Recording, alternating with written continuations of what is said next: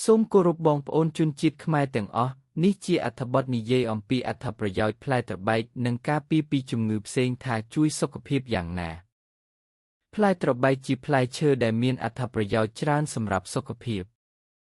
ផ្លែត្របែក Guava គឺជាផ្លែឈើដែលមានតម្លៃអាហារូបត្ថម្ភខ្ពស់និងមានអត្ថប្រយោជន៍ច្រើនសម្រាប់សុខភាពខាងក្រោមនេះជាចំណុចសំខាន់អត្ថប្រយោជន៍ផ្លែត្របែក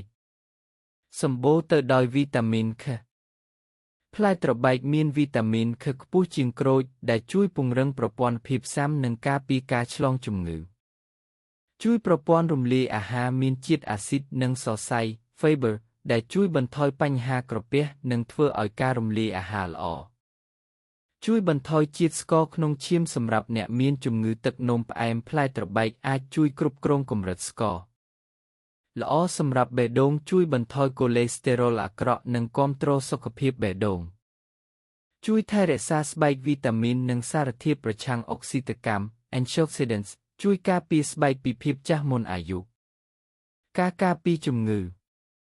ផ្លែត្របែកអាចជួយការពារជំងឺជាច្រើនដូចជាការពារជំងឺផ្ដាសាយនិងការឆ្លងមេរោគដោយសារវីតាមីន K ខ្ពស់